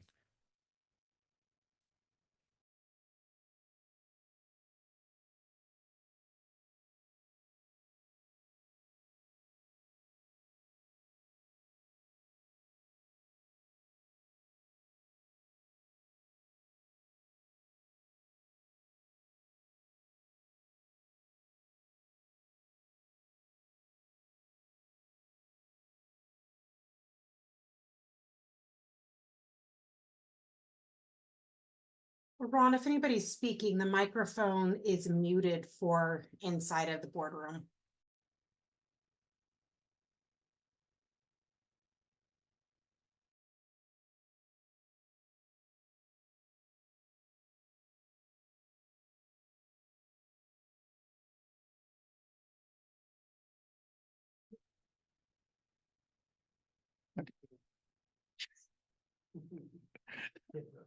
All right. So that's what you get when you get a PhD, right? Okay. So anyway, I would encourage the viewers we will post it on the website. The video is very informative. It really goes through it kind of a layman's description of how evapotranspiration works, what the benefits are.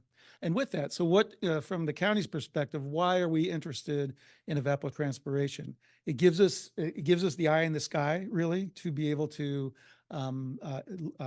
estimate groundwater usage from agricultural irrigators in all of our basins, using it for all kinds of different things, developing more effective ground management plans, basically estimating the amount of agricultural water use. And the nice thing about the technology is that traditionally we would have applied a crop factor to each of the crops to estimate agricultural water usage. What we see when we look at evapotranspiration data is you can look at an area that has multiple fields with the same crop. Traditionally would have assigned a crop factor, and each of those fields would have been assumed to use the same amount of water. In reality, when we look at the ET data, that's not the case. There's a lot of variability. Some farming practices use a little bit of water, very efficient in their water use. Some choose a different farming practice. Okay, next slide. Okay, so this goes to I'll summarize the technical memorandum that the Cleith Harris geologists produced. Currently, there's 34% of the groundwater production in the basin is devoted to agricultural irrigation. There's currently no water metered data that is available. Some of the growers do have meters on their wells, but that's not being reported. So the production is estimated. The current methodology uses a soil moisture budget model that Cleith Harris has developed. And it again relies on estimates of reference ET, not satellite-based ET, but referenced ET, and then applies a crop factor. It has some nice sophistication to it, which I'll get into here in a minute. As an alternative methodology, we wanted to explore the feasibility of using the satellite-based ET method.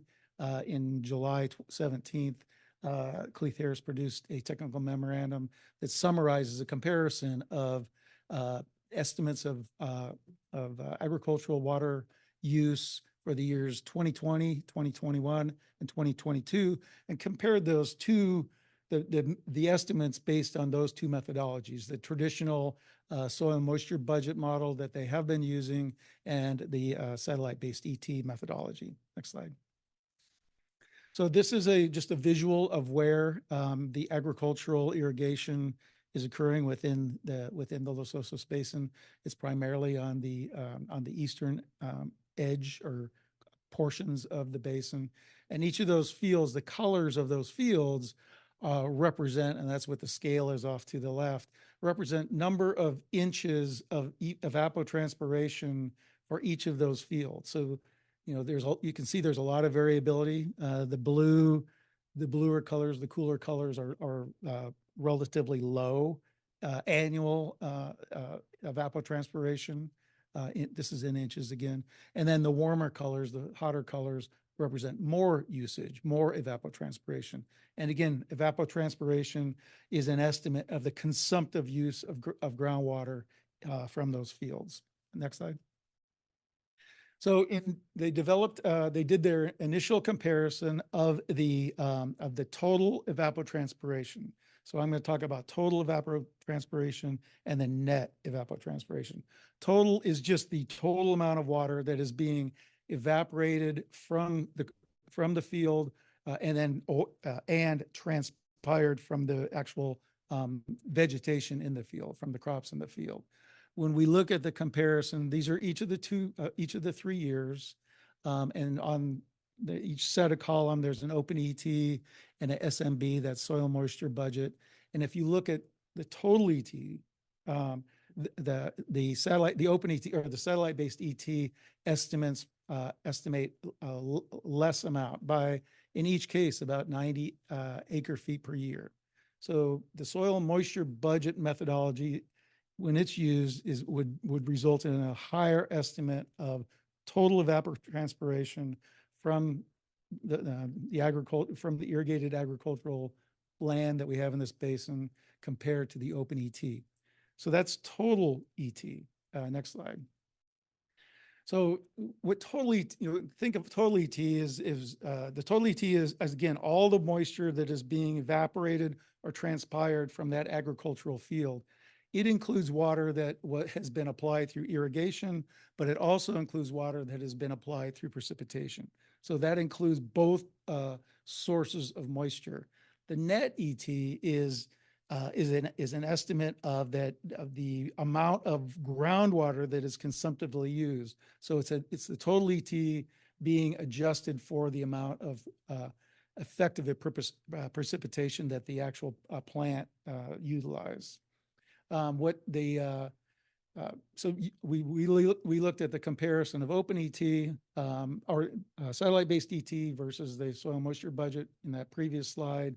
Satellite-based ET would have estimated less total evaporation for each of those fields. Cleith Harris then looked at making estimates of effective ET. So this is adjusted for rainfall, and they made two different approximations. One, effective rainfall as 50% of the total rainfall, and one was effective rainfall is 100% of the total rainfall. So that 100% means all the rain, all the precipitation that occurred and fell on that field. The assumption in that scenario is that that was utilized by the plant. Okay, next slide. So this is the scenario, and in each of these two scenarios, they assumed an 80% irrigation efficiency. So that means that 80% of the actual water that was applied made it to the was consumptively used by the plant. So this is the 50% scenario. So it's 80% irrigation efficiency and then 50% effective rainfall. So that's assuming that half of the rainfall that fell actually was consumptively used by the plant.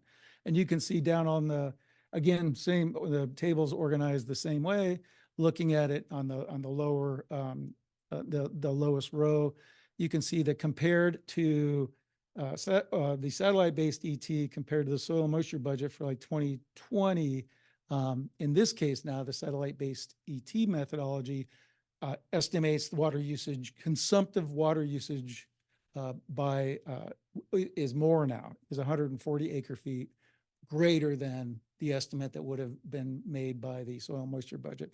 And if you look across the bottom there, it varies, but in each case, again, this is assuming 50% effective rainfall. In each case, the satellite-based ET would estimate more usage, consumptive water usage, than the current model being used. Next slide. This is the same scenario, except instead of 50% effective rainfall, it's 100% effective rainfall. So the assumption is that all of the rainfall that hit the field was consumptively used by the plant. And again, looking at the comparisons, the satellite-based ET methodology would estimate greater consumptive water use than the soil moisture budget model. Next slide. So what did they, I'll get to their final conclusions here in a minute, but what came out of that analysis? What they found was that the satellite-based methodology is a stronger method for actually estimating the total evapotranspiration of the plant. That, again, not being adjusted for the precipitation. They found by comparison, the strength of the soil moisture budget methodology is more robust for estimating effective rainfall.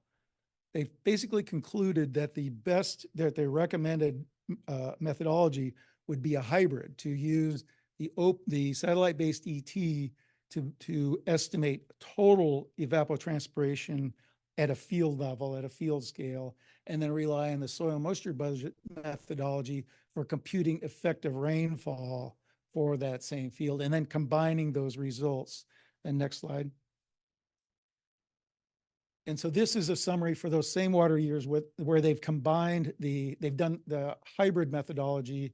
And again, for each of those three years, 2021 and 22, the column on the left is that hybrid method, and the column on the right is the soil moisture balance methodology.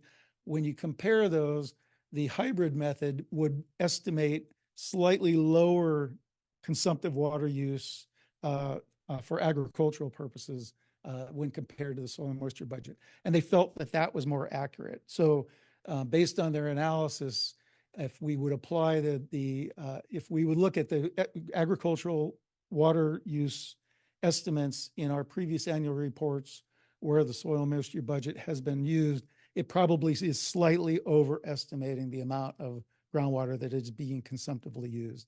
And in each case, you can see that it's the difference for each year was between 10 and 20 acre feet per year.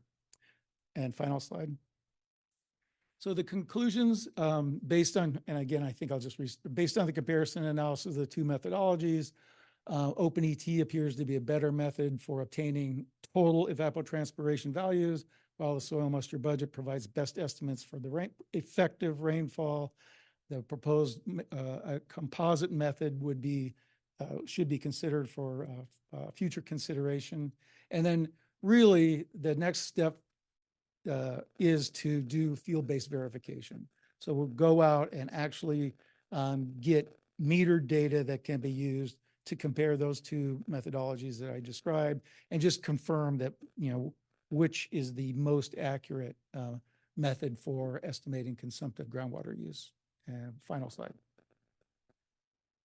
And that's it. Happy to take any questions. Yeah, thanks, Blaine. Yeah, thank you. Well, any questions before we go to public comment on this item? We'll bring it back for discussion if we want to do that after public comment. Maybe I could just give some framing remarks here, because we are working on this in other groundwater basins, and it's a very promising technology that's going to make it a whole lot easier than meters. But maybe we can get to it.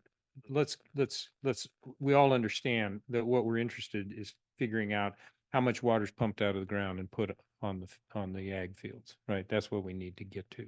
And the most conceptually easiest way is to meter a well.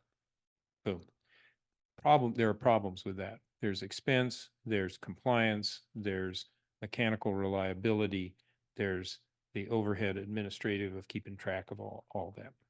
So an alternative to doing that, again, for an agricultural field, is so we can measure. That's a measure.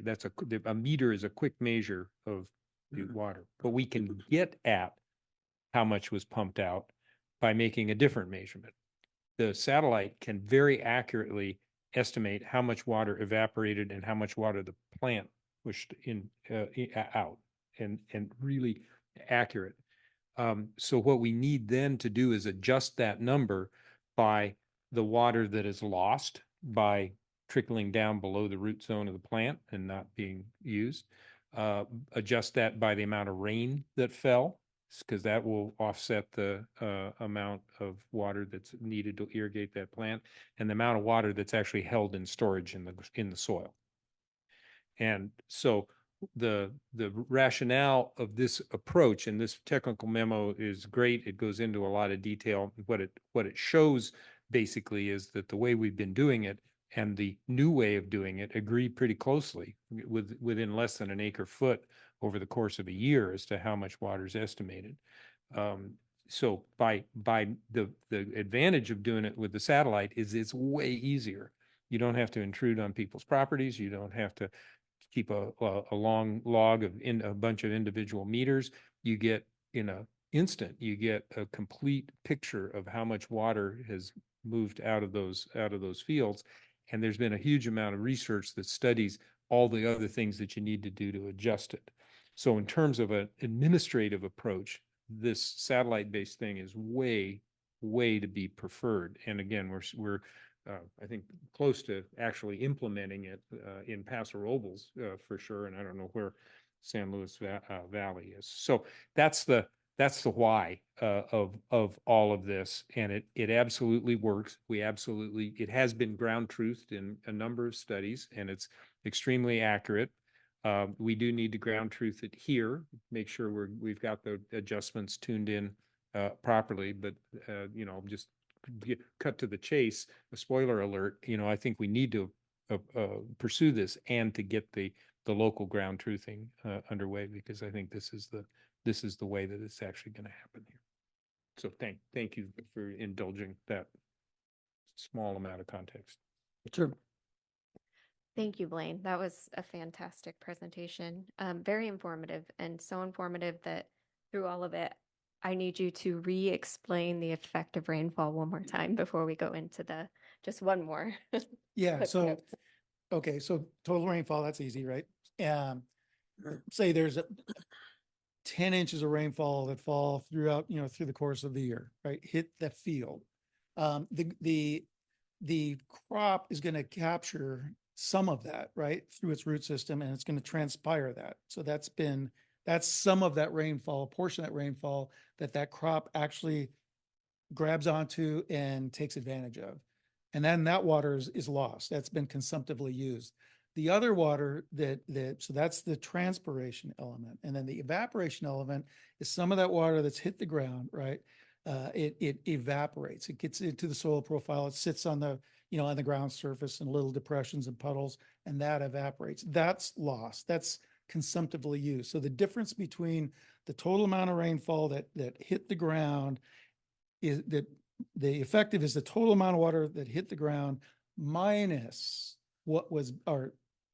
minus what's left over. And that's the consumptively used part. That's the effective precipitation. Does that make sense? Blaine, one question on that. So is the satellite imaging, is that taking data points like continuously on a daily basis, a month? I saw you had monthly data up there, but is it more of, depending on the crop and how they, actively use the property, that'll depend on not only the rainfall, but the pumping also, seasonally and things like that. Yeah. So the raw data is coming from NASA. It's their Landsat program. And then there's another, I forget the other program. Those satellites are flying by. I think the last time I checked, they're flying by something like every 18 days. So there's multiple times a month, we're getting that data set. And that's what's used to roll it up into a monthly data set. Nice, thank you. And then, so is it proposed to use that on this year's, the 2024 annual report? Is that our goal, is to use this methodology this year? So yes. Okay. Yeah, I'm sorry. I'm just making sure my interpretations of this year and last year. Yeah, So 2024 coming up. But So that's up for the BMC's consideration. It's not proposed that we would incorporate this as part of the 2023 annual report, Right, just to no. clarify that. So, which that's already under development, but Okay. we could consider it as part of the 2024 annual report. And I don't know, Blaine, there's no necessarily like purchase decision or anything we would need to do now to allow that to happen. Is that the case? This data's The actual data is public domain, so Yeah. it's free. The only thing that we pay for, like in the Paso Basin, and here we did it as well, is there's the DWR has a firm, has a company that annually updates a crop type and field boundaries. It's a company called Land IQ. That data is made, DWR retains them to do that. They provide that data to DWR, but it's a 2-year lag about. So we can basically, we can pre-purchase that data. It's not all that expensive, to be honest, especially for the Los Osos. It's not that big of an area. That would be the only additional cost. And it's, I mean, a few $1,000s. So I'm sorry, I got one additional question. So with our new groundwater modeling program, is this gonna benefit that program? Is it completely separate, or is it something that meshes well with it, that, you know, there's rain components and different components of our model that we're developing today? Have we thought about how this will integrate with that groundwater? Well, you know, it seems like additional data input into our new model may be helpful, and that may help strengthen the need to utilize it this year or not. So the answer to that question is, I don't actually know the answer to that question. I know that Cleeth Harris, obviously they did this work. We were in a dialogue talking about acquiring that updated field crop data. It would be easy enough for them to use it in the transient model development, but I don't want to say they are committed to do that. Okay, thank you. If I could, I think the takeaway here is that the estimates we've made of agricultural use are pretty close. Pending ground truthing, it looks like we've been quite accurate in the estimates that we've made based on the old methodology. I think the new methodology may provide a little bit more fine detail that might be helpful in a transient model, but you know, in rough cut, I think we're gonna see adjustments on the margins rather than the overall scope of things. Yeah, and I think one benefit for including this new technology in our methodology, should the BMC want to do that, is it's starting to more closely align with how basins are being monitored and managed elsewhere throughout the state. So yeah, and I mean that brings up a good question or comment, that if this is being utilized throughout the state, Spencer did this work for our specific needs, right? Or he wrote the technical memo for this. I mean, is there a peer review on the state level or anything of that nature that really looks at this and says, yeah, this is in alignment with the other areas and how it's being used? Because I think you said it's being used in Paso too. And so did Spencer do that one in Paso? No, what we're looking at right now, we've made the decision, the Paso Cooperative Committee has made the decision to adopt satellite-based ET as the methodology for our agricultural water usage estimation.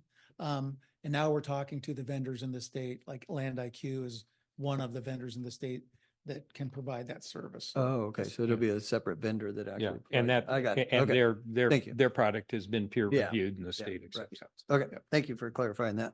well, and I guess I would add, hopefully not to contribute to, well, add in more detail, but in reality, I think the hybrid process that proposed here is better than what is being done throughout the state.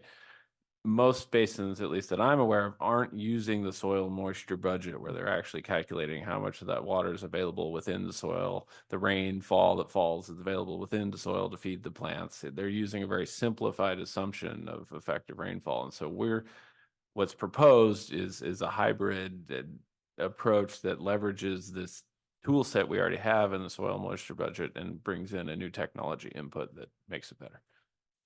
Okay, thank you. Okay, we'll open it to public comment at this time. If you'd like to make a public comment and you're online, please raise your hand. And if you're in the boardroom, please come up to the podium.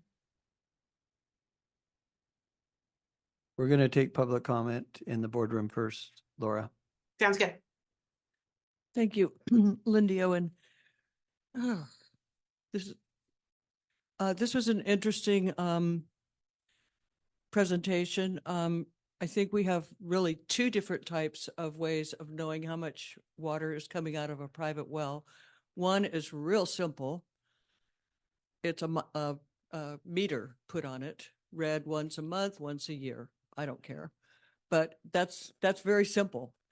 The other is, discussing all the data that we can get by guesstimating, estimating, looking at soil moisture. How do you know if 10 inches of rain falls all at once, how much goes into the soil? These are all estimates, guesstimates. Again, we get hooked into this digital is better when it's very simple. The property owners that own a well have not paid 1 penny into the basin management. Nothing. They haven't been asked to be included. So I've never heard the county coming forward with a guesstimate or a cost of what it would cost for a private meter on each well to be read. Again, you can use the SCADA system possibly, where it's read by a satellite. We haven't heard anything. So as long as you want to save those property owners money, it appears that we will again continue paying for the monitoring. So it's a fairness issue. If you want to know how much water is coming out of each private well, which is what's coming out of our basin, then let's get the meters going and have them read. They have to have health checkups on their water anyway, or they should be getting them. I think that's an annual health department has to supposedly do it. Do the two things at once. The more we complicate this, the more we're going to have problems where people are going to abuse the system. And I'm actually very tired of watching the system being abused. And so anyway, I have absolutely no use for this data technology that's very complicated when we have something as simple as a meter. And if it costs each homeowner $2,000, it's cost me whatever, $28,000 to be part of this basin and do the right thing. And it's about time that they feel that they could contribute too. Thank you. Becky McFarland. Thank you, Blaine. It was interesting. I need more pictures. I'm sorry the video didn't work, and I'll go online and watch that. But I did have some questions did come up about the rainfall, and Lindy had mentioned about that is like water percolates down. It doesn't all just evaporate. And we've seen a lot of runoff when we have these mega storms that come through. So I'm not sure how that can be calculated. I agree with meters. Meters are simple. It's not simple to get everybody to do that. But I also agree with we've been paying for taking care of our basin, just some of us. A third of the town isn't helping to pay for our basin. And the other question is this just for the adjudicated part of the basin? I was talking with Spencer back in December, and he was saying, this basin really does go all the way out. And if we're not even calculating what's being taken out, is it the fringe area or whatever, it's all one basin, and we should be able to know what's going on with that. But thank you for the presentation. Okay, we have no further comment in the boardroom. There is none online. Okay, thank you. We'll bring it back to the board. So as I indicated, if I might, Mr. Chair, I think we definitely need to move forward on this. This is the technology that's going to, I think, bring a great deal of specificity to our management efforts. It absolutely does need to be field checked or ground truthed, however you want to use. So I don't know, Dan, you want a motion or you want the general consensus of members present, but let's move on this. Sure. Yeah. So I want to go back to the fact that I think this was a great presentation. Thank you for the comparison. I think that this technology in the state of California is sort of new, and I think it seems kind of voodoo to some people, but I actually do think that there's a lot of potential here. And you know, I mean, if you put an AMI meter, that's an expensive meter. It's not necessarily going to be accurate all the time. You still need to do maintenance on it. That's an expense to the property owner. If you don't do that, if you have county personnel that go out and take meter readings, that's tax dollars spent to get somebody to go out there. But with this, it looks like you can take the snapshot, get the satellite imagery. I personally think that this is a good option, and I have heard of it being used effectively throughout the state. I think we should definitely continue the analysis and make a determination about whether this is good for Los Osos, but I tend to think that it is. Yeah. Yeah, I just want to echo about the metering as a water purveyor being responsible for meters, the accuracy, the team that we have with oversight of the reporting and the accuracy and making sure those meters, it's not a simple process. I mean, it takes a lot of effort. And then if it's the county doing it, that's like Beth mentioned, there's a lot to that part of it. If it's the property owner that's responsible for that, how accurate is that data? You know, I think this technology is, you know, if it is, it's proven through the state, it's coming from NASA. There's just a lot of areas that I think we can implement this today. Yeah, I think it's a good approach too. But the metering is a tough situation. I'm saying the meters do have a place in monitoring and managing our basin for sure, but this is something we could implement sooner than later, and I think it's just a better option right now for what we have available. Do we have to? We don't really need a motion on this or anything, do we? Yeah, I keep going back and forth. I mean, I think there's really two pieces of this. One, do we want to incorporate satellite ET data in our methodology? And then two, do we want to investigate ground truthing? I mean, I think investigating ground truthing is beneficial regardless of what the decision is on the first one. So, yeah, I mean, maybe that's just to make it clear, if we could have a motion, assuming this is what the BMC wants to direct staff to investigate ground truthing opportunities and to incorporate satellite ET into the 2024 annual monitoring report methodology. So move. Yeah.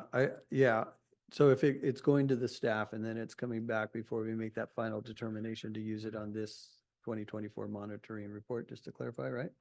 Yeah, I mean, we could presumably go back and get historical data and work it, but I think the key is that meshes up nicely with the transient model coming online for 24, and so yeah, 24 is fine. Yeah. I just want to make sure we have staff review that. I'm not an expert in this, and I think they can really dive into the details and maybe think of things were coming to my mind. I had more questions than I envisioned having after I heard that. So generally in support of it, I would also really highly recommend we have staff look at it, come back. It could be a quick item that we simply say, yes, let's use it on 2024. Or could we do that as part of the 2024 review process? You know, one option would be to have it get incorporated into the 2024 annual report. We're going to bring that draft report. Well, staff is going to review the draft report, then the BMC. So there would be those multiple opportunities to have that. So it will be drafted into the draft 24 report. I think both options will be, and then we can comment on that. Yeah. Right. Yeah, if we want both options, we can do that. Because I think that makes sense as a transition from the old. That does. We've got to confirm the what we seen in the tech memo here, but it's going to be very close. Like you saw, less than an acre foot. So okay, so maybe amend that motion to say include both options in the 2024 annual monitoring report and investigate ground truthing. So moved. Okay. I'll second. Okay. All right, all in favor? Aye. Aye. Aye. Oh, okay. All right, motion passes 3-0. Okay. That concludes, we come to our last item, adjournment of the meeting. All right. All right. All right. Thank Thank you you. very much. Appreciate it.